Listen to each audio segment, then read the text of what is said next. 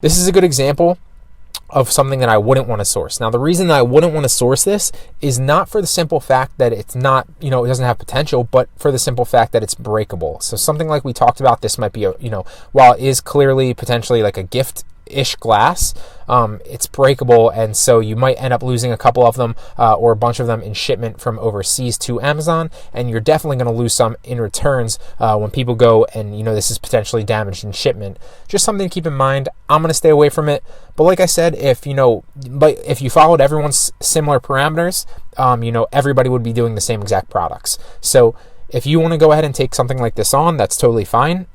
Obviously, there's the drawbacks that I just kind of outlined, but on the upside, a lot of people are thinking that way, so there might not be a lot of people actually selling an item like this.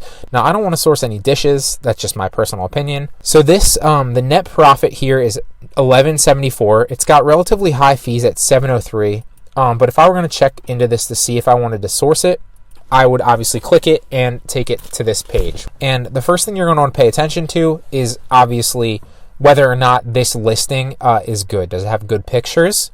Does it have good, bullets and numbering? Because these are things that you can control. When you relist a product, you can differentiate yourself from the competition by simply having a better listing. Now, I'm going to scroll all the way down, and I'm going to check the product description as well. Those are two things you're going to be able to control. So the product description will be something you'll be able to control, and you're going to want to fill this through keywords, as well as the bullet points and the product pictures. So those are all things that you can control and differentiate yourself with. This listing is actually pretty solid with the bullet points and the description, and it has, a multitude of pictures. Now, I see listings all the time with one or two pictures. You're going to want to take the investment and get good product pictures. So whether you got just, this will be in the listing optimization, obviously, but if you want to kind of hire a freelancer, relatively cheaply around you, if you know somebody with a good camera, take some good product shots, or you can obviously outsource to places like Fiverr. But the most important thing is the product pictures. So that's how you can differentiate yourself.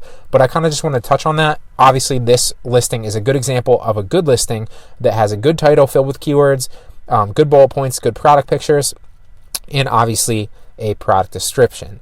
So the very first thing that you're going to want to do is to see if you can actually potentially sell something like this.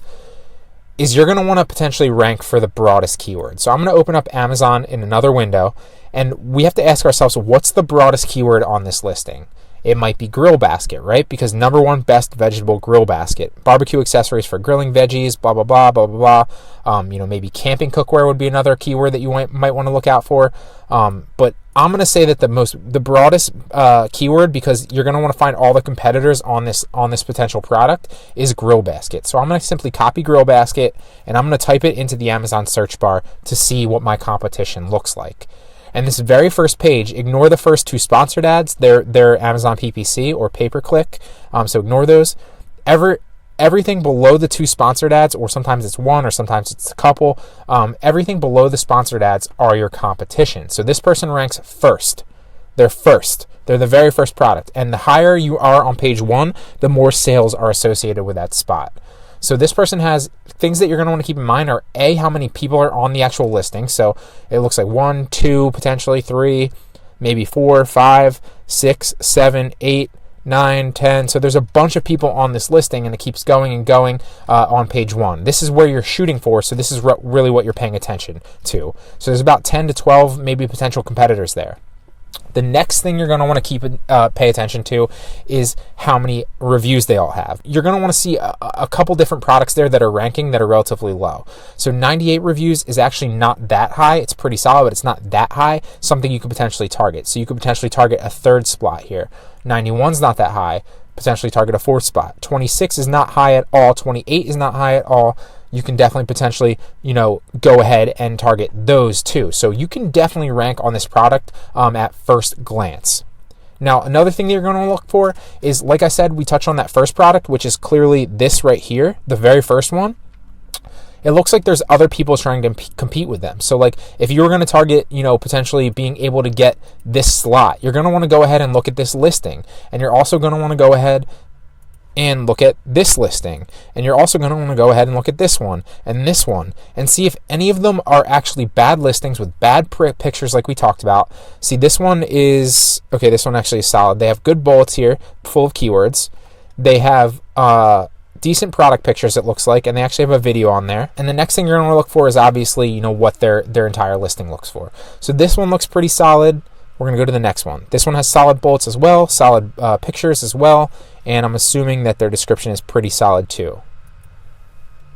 So this one's pretty solid with pictures and description and bullets. Yes. And finally, this one is the same thing. Yes. So all these listings on here are relatively good. So all these listings are really, really good listings. Could you potentially source this product and rank it on page 1 and steal some sales velocity? Yes, you definitely could.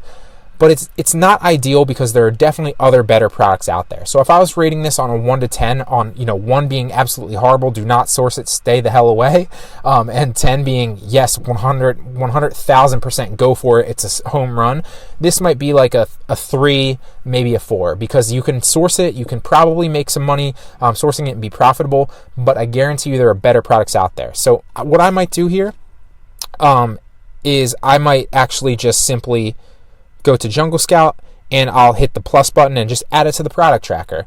And that way, while I'm searching for other things throughout the days and weeks, the product tracker will actually start tracking the products and the sales velocity on this to make sure that it's 100% legitimate, because you don't want to guess. That's why you bought Jungle Scouts, obviously the software. This will tell it to you. It's not going to tell it to you right away. It's going to have to run for a couple days, but you'll be able to see that obviously in a few days. So the next thing would be this grill light. Let's try this. And I've been noticing grill things are really big lately. Grill mats, grill this, grill that. There's a bunch of grill things. This has a good listing with good pictures, good bullet points. It's got a decent product description filled with keywords. It is ranked really, really low, almost in the top 100. So I guarantee you this is selling a lot, and it's got almost 600 reviews. Yeah, so they're making almost $64,000 just on this listing because they're so high ranked. So you can imagine the scalability and potential here if you can get a product that's on page 1. So what we're going to do here, same thing as before, we're going to go for the highest, the broadest potential keyword, which would be grill light. So I'm going to go to Amazon. I'm going to type in grill light and see what pops up, see what my competition looks like. Because, like I said, you're not just competing with this person. That's something to keep in mind. When you go through a thing on Jungle Scout and you find a product, this is running the software to see what products actually have, the numbers you're looking for, so you can identify them. But the next thing that you're going to want to do is take the broadest keyword on that, and then you're going to want to look at the entirety of the competition. So, obviously, we're skipping the sponsored ads here, down to here. This is the very first one that's ranked. And then we want to look at the entirety of the competition on grill lights, because we're competing with everybody. We're not just competing with that one person. Okay, so that's something to keep in mind. So the first person looks like another thing that I forgot to tell you too. When you're going down, you're obviously looking at, you're going to want to check out the listings and their bullet points, their descriptions, and the pictures like we talked about. You're going to want to pay attention to the reviews and whether or not you feel like you can get that higher reviews. So this one's like on the first page with 15 reviews. That's definitely targetable. The other thing that I forgot to mention that you're going to want to pay attention to is what are they all selling at? What price? So this first one is $41.99, but you don't want to sell yours at $41.99. The rest of them are pretty much selling at $34.99, $17.89, $24.99, $29.50. This one's $15.99. So you're going to want to keep that in mind and take that into consideration when you're pricing your product. So that's important to kind of understand, because you're not going to want to sell yours for 40. You're not going to want to sell yours for 30. You're probably going to want to sell yours close to like 20, maybe to start, especially when you're starting out. And then once you get some sales velocity, you can kind of raise it up to 25, maybe 29. But that's just something to keep in mind. See, like this person's selling at 27. You're going to want to, when you first launch your product, your price is going to be a little bit lower so that you can take some sales out of that marketplace and get your product ranked faster. As you grow and you kind of go up the listings, you can slowly raise your price. But like I said, it's important to understand what everybody's selling at so that you can obviously factor that into what you choose to sell yours at. That will obviously help you kind of determine what you can actually make, how much you can get, how much you're willing to spend to get your product sourced. So this looks like it's pretty competitive as well. 587, 90 is not that hard to rank against at 1789. 147 is not that hard to rank against. It's a little bit high, but not, not difficult. 15 is definitely rankable. 38 is definitely rankable. So this is definitely a product that you could potentially target. There's one on page 1 with 14 reviews. This is clearly somebody that's just kind of sourced this well because they only have 14 left in stock, so they're probably relatively new. So it looks like somebody identified this as a profitable product here and went ahead and got it sourced. So let's check their listing, see if they obviously... So they have, keywords on their listing. They have a bunch of product pictures. They actually have the #1 new release badge in grill lighting. So that's something to keep in mind. That will obviously increase their conversion rates. And it looks like, they have 5 out of 5. So they just got their first 14 reviews. Now, clearly you can run the Jungle Scout extension on here and it will tell you the sales velocity. So this person just launched recently. Obviously they only have 14 reviews. They're already ranked 6,000 in patio and lawn, and they're selling about 182 units of these a month with an estimated revenue of about $4,084. Now obviously that's before the cost to source it, but maybe it only cost them $500 to about like $600-700 to source as many products as that 182. So probably a lot less than that, actually, like maybe 300. But that's something to keep in mind. So realistically, they're probably earning about $4,000 a month just on this product alone. So that's something to keep in mind and important to understand, and that's why there's so much power here.